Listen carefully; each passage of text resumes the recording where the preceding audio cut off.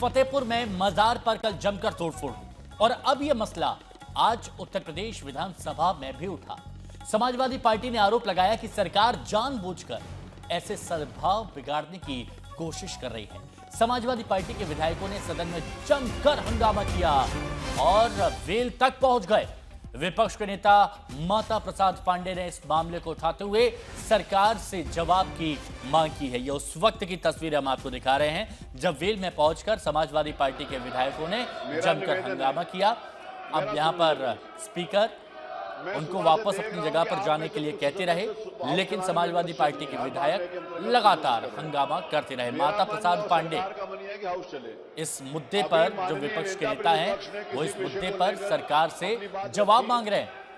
हालांकि सरकार का कहना है कि इस मामले से सरकार का कोई लेना देना नहीं है, लेकिन जो कुछ हुआ उस पर अब सवाल पूछे जा रहे हैं समाजवादी पार्टी के विधायकों की तरफ से। और ये उस वक्त की तस्वीर हम आपको दिखा रहे हैं कि मजार पर लड़ाई जब उत्तर प्रदेश विधानसभा तक आई, ये मुद्दा उत्तर प्रदेश विधानसभा तक उठा और देखिए किस तरह से यहाँ शांत करने की कोशिश। सुनिए रहा, मेरा सुन लीजिए प्लीज।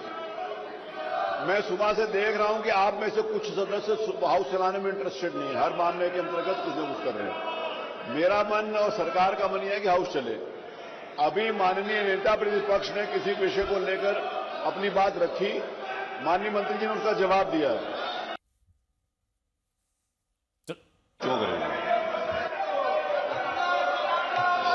तो ये तो आपने देखा कि कैसे अध्यक्ष हैं वो शांत करने की कोशिश कर रहे थे, विधायकों से कह रहे थे कि मुद्दे की बात करिए, लेकिन विपक्ष ने सवाल कैसे उठाए, इस मुद्दे पर कैसे सरकार का घेराव किया, वो हम आपको सुनाते हैं।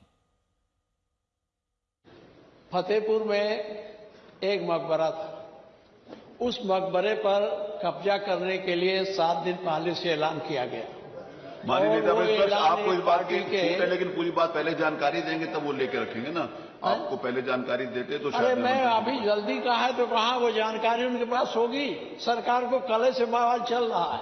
मैंने खुद पूछा था गृह सचिव से, उन्होंने बताया साहब वो एक संगठित ढंग से एक पार्टी के नेता ने ऐलान किया कि यह मकबरा हिंदुओं का है, हम इस पर कब्जा करेंगे।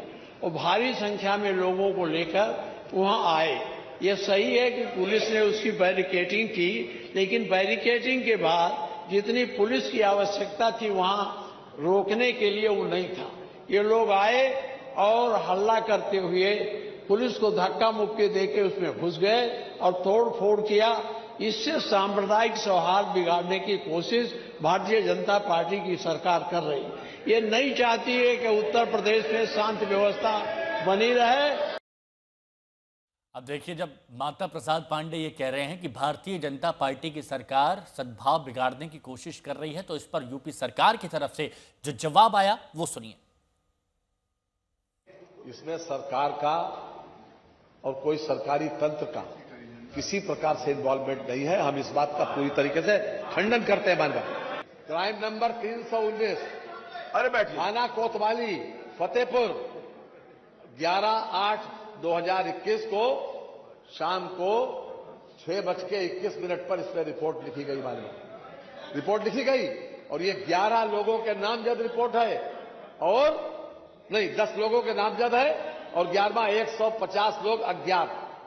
इसमें ज्ञान नाम दे रिपोर्ट है। माननीय हम नाम पढ़ने दे रहे हैं। माननीय ये क्राइम नंबर बता दिया और धारा बता दें। भारतीय न्याय संहिता 190, 191(2), भारतीय न्याय संहिता BNS 191(3), भारतीय न्याय संहिता BNS 301, 196, आपराधिक कानून संशोधन 7 क्रिमिनल लॉ अमेंडमेंट एक्ट 7, सार्वजनिक संपत्ति नुकसान निवारण अधिनियम 2 और सार्वजनिक संपत्ति नुकसान निवारण अधिनियम 3।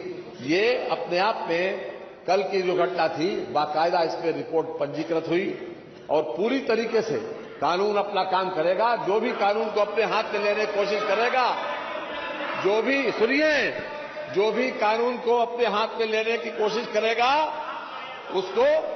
उसको न्यायिक प्रक्रिया के तहत दंड जरूर मिलेगा। माननीय जरूर मिलेगा। और देखिए, हमारे सहयोगी संतोष भी हमारे साथ फतेहपुर से जुड़े हुए हैं और समर्थ श्रीवास्तव हमारे साथ लखनऊ से जुड़े हुए हैं। समर्थ, फतेहपुर में जो हुआ उस मुद्दे की गूंज विधानसभा तक सुनाई दी। कैसी तस्वीरें थी विधानसभा की जब सरकार और विपक्ष आमने सामने था इस मुद्दे पर?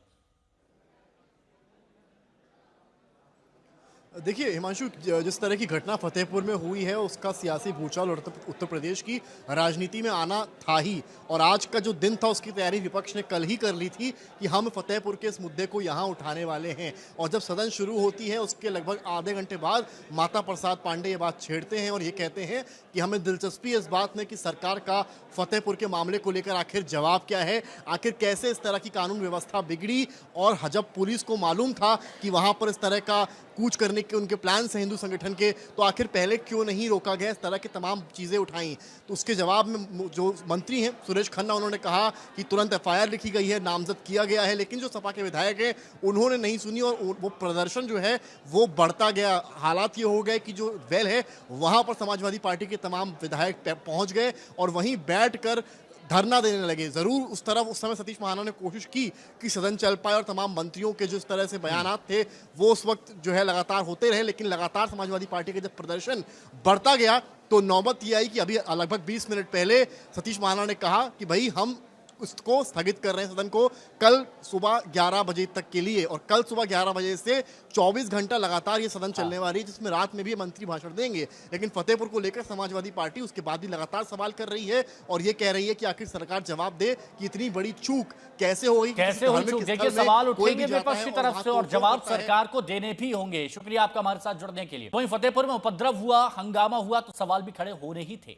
इस मुद्दे पर अब लखनऊ से लेकर दिल्ली तक राजनीति तेज हो गई है।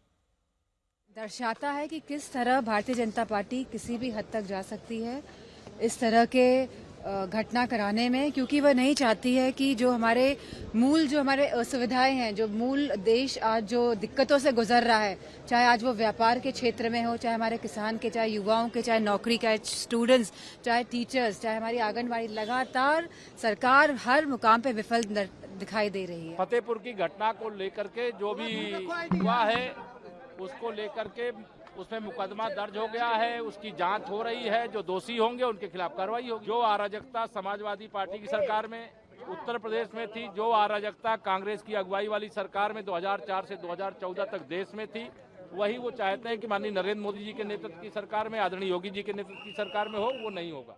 जब कभी इनसे विपक्ष सवाल पूछता है कि आप ये गलत क्यों कर रहे हो, तो जनता का जहन भटकाने के लिए ये हिंदू मुस्लिम मुद्दा खड़ा कर देते हैं।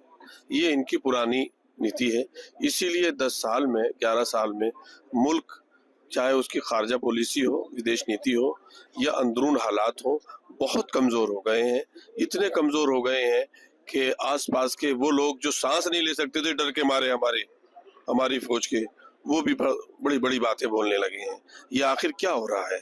ये इसीलिए हो रहा है कि हम आपस में अपने लोगों को लड़ाते हैं, अपने इक़्तिदार के, छोटे से इक़्तिदार के लिए और देश के बड़े सम्मान के लिए कुछ नहीं सोच रहे हैं।